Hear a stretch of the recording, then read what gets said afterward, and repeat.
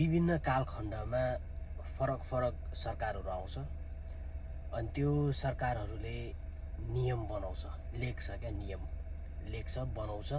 तर त्यो नियमलाई उनीहरूले लागू गर्नु सक्दैन अथवा लागू गर्नेतिर उनीहरूको ध्यान पनि जाँदैन र गर्दैन पनि।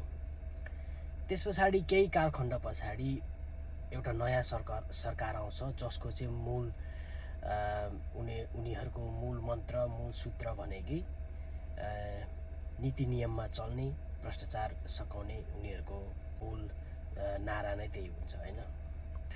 र उनीहरूले के गर्छ भने पहिला लेखिएको नीति नियमहरूलाई कार्यान्वयन गर्नुतिर अगाडि बढ्छ र गर्ने प्रयास गर्छ र फिल्डमा चाहिँ प्रहरीहरू, जवानहरू अथवा ट्राफिक भनौँ, महानगरको प्रहरीहरू भनौँ हैन, खटाउँछ। र मैदानमा खटेका ती जवान प्रहरीहरूले चाहिँ प्रत्यक्ष रूपमा जनतासँग प्रत्यक्ष रूपमा गएर जनताहरूलाई चाहिँ अवेर गराउने यो कुराहरूको हैन, र उनीहरूलाई चाहिँ यो नगरे भनेर सचेत गराउने र पनि भएन र गरिराख्यो भने उनीहरूलाई कारबाही गर्ने र तोके बमोजिमको फाइन तिराउने काम गर्छ। त्यही गर्ने क्रममा चाहिँ एउटा काम गर्ने कर्मठ युवा काम गर्दा गर्दै उसलाई उसको पनि केही बाध्यता होला, नियम उसले फलो गर्दैन हैन, त्यो नीति नियम उसले टेर्दैन र उसलाई प्रहरीले तोके बमोजिमको सजाय अथवा एक प्रकारको फाइन भनौँ त्यो कारबाही गर्छ।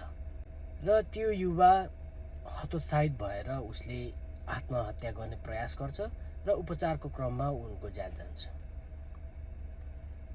अब भन्नुहोस् दोष कसलाई दिनुहुन्छ? त्यो सरकार जसले यो नीति नियम लेख्यो तर त्यो बेलामा जनतालाई यसको थाहा पनि दिएन र कार्यान्वयन गर्ने सोचेन पनि, अथवा यो सरकार जसले चाहिँ त्यो नीति नियमलाई चाहिँ कार्यान्वयनमा ल्याउनु पर्छ र चाहिँ हाम्रो ट्राफिक नियमहरू कडाइ गरिसके पछाडि ट्राफिकको हुने दुर्घटनाहरू, रोडमा हुने दुर्घटनाहरू चाहिँ कम हुन्छ भन्ने हिसाबले चाहिँ यसलाई चाहिँ कार्यान्वयन गर्नुपर्छ भनेर लागेको छ, उसलाई दोष दिनुहुन्छ? या त त्यो प्रहरी जवानलाई दोष दिनुहुन्छ जो बाटोमा खटिएको छ र यो नीति नियम सरकारले बनाएको नीति नियमले चाहिँ सरकारले ल यो कार्यान्वयन गरा बाटोमा खटेर भनेर चाहिँ भनिसके पछाडि उनीहरू चाहिँ मैदानमा उत्रेर उनीहरूको काम गरिरहेछ, उसलाई दोष दिनुहुन्छ? या त फेरि त्यो नियम टेर्दिन भनेर चाहिँ भन्ने युवालाई दोष दिनुहुन्छ? कसलाई दोष दिनुहुन्छ? म चाहिँ अन्योलमा छु है, यो कुरा चाहिँ म चाहिँ अन्योलमा छु। र अहिले संसदमा उफ्रिरहेको मान्छेहरू हेर्छु हैन, उनीहरूकै सरकारले लेखेको नीति नियम हो, यो लेखेको उनीहरूको सरकारले, त्यो बेलामा किन उफ्रिएन? थाहा त थियो होला। र अहिले यसो हेर्छु क्या, अब यो यत्रो फाइन किन तिराउने, यो कस्तो किन हुन्छ, त्यसरी हुन्छ भनेर भनेछ। अनि रोडमा कुनै गाडीले मान्छे हानिदियो अथवा कसैले के गरिदियो, कानेर गाडी ठोकियो भने अनि सरकार के हेरिरहेछ भनेर फेरि उनीहरू उल्टे उफ्रिन्छ। त्यस्तो मान्छेहरूलाई चाहिँ म के भन्छु भने एकचोटि बाहिर देश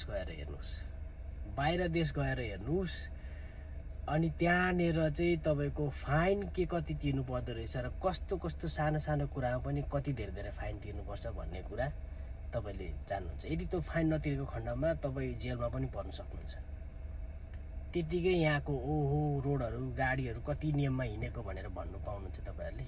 ओहो यहाँ त बाटोमा पनि सेफ हुँदो रहेछ, मान्छेलाई पनि साइड दिँदो रहेछ, साइकललाई पनि स्पेस दिँदो रहेछ भनेर त्यतिकै बयान गर्ने मात्रै सजिलो छ र यहाँको नियम त्यस्तो कडा छ नि त हैन। त्यो नियम कडा भएको कारणले, त्यो फाइन धेरै भएको कारणले, फाइन नतिरेमा जेल जाने सम्म चाहिँको अवस्था भएको कारणले गर्दाखेरि चाहिँ मान्छेहरू आफै जोगिएर हिँड्छ र नीति नियम पालना गर्छ, जसको कारणले चाहिँ अनुशासित देखिन्छ।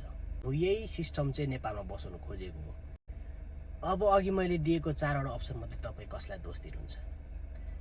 पुरानो सरकार जसले यो नीति नियम लेख्यो कि नयाँ सरकार जसले चाहिँ यो नीति नियमलाई चाहिँ लागू गर्नुपर्छ भनेर प्रयास गर्यो, या चाहिँ अहिले जुन व्हिल लकको कुरा आइरहेछ त्यो व्हिल लक गर्ने चाहिँ कर्मचारीलाई अथवा भनौँ प्रहरी युवालाई चाहिँ, जवानलाई चाहिँ दोष दिनुहुन्छ जसले चाहिँ आदेश आएको अनुसारले उसले काम गर्यो, या फेरि दोष त्यो मान्छेलाई दिनुहुन्छ कि जसले चाहिँ म यो नीति नियमै टेर्दिनँ भनेर ऊ त्यसरी हिँड्नु, उसलाई दोष दिनुहुन्छ? दोष त उसको पनि हो एक किसिमले होइन। अनि अहिले हेर्छु कोही मान्छे शहीद घोषणा गर्नुपर्छ। नेपालमा शहीद भन्ने शब्द यति सस्तो भयो कि बरु पानीपुरी चटपटेको स्टल त्यति धेरै छैन होला क्या। नेपालमा शहीद जो पनि शहीद यति सस्तो शहीद भइसक्यो क्या। अब जे मन लाग्यो त्यो बोलेछ, जसलाई मन लाग्यो त्यसलाई शहीद घोषणा गरिदियो भनेको छ होइन। शहीद भनेको त म त खै देशको लागि केही गरेको, जसले देशको लागि उँभो लाग्ने, जसको देशको लागि लडेको मान्छेहरूलाई पो भन्छ शहीद भने जस्तो लाग्थ्यो त म त। जो पायो त्यसलाई शहीद भनेको छ। मैले भने जस्तो पानीपुरी चटपटे पसलभन्दा धेरै शहीदको त्यति सस्तो शहीद हो र शब्द, त्यो शहीद शब्द भने त्यति सस्तो छ र भने। यहाँ दोष दिने कसैलाई पनि छैन मेरो विचारमा चाहिँ। यहाँ दोष दिने छैन। यहाँ एउटै मात्रै ठाउँ छ, त्यो भनेको सिक्ने हो सबैले। जनताले पनि नीति नियम मान्नुपर्छ है, नियममा चल्नुपर्छ। नियममा चले पछाडि 1 लाखै फाइन होस् न, तिर्नु त परेन नि त नियममा चलेपछि त होइन। जनताले पनि त्यो सिक्नु पर्यो, नियममा चल्नुपर्ने रहेछ है भने सिक्नु पर्यो। र सरकारले पनि त्यही हिसाबले सिक्नुपर्ने हुन्छ। एकअर्कालाई दोषारोपण गर्नुभन्दा पनि कसरी कम्युनिकेट गर्ने, कसरी यस्तो आपद विपदको टाइममा चाहिँ कसरी चाहिँ चाँडो रेस्क्यु गराउने होइन। अब अहिले इन्डिया लानुपर्ने अवस्था जुन आयो, त्यो अवस्था चाहिँ नेपालमै उपचार गर्न सक्ने अवस्था कसरी बनाउने त्यो सोच्नु पर्यो होइन।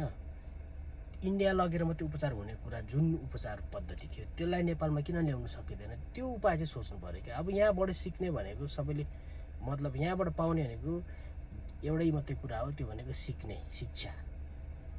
कसैले दोष लगाएर कसैलाई दोषी देखाएर हुनेवाला केही पनि छैन। मलाई लागेको कुरा मैले भने, तपाईँहरूलाई जे मन लाग्छ त्यो भन्नु।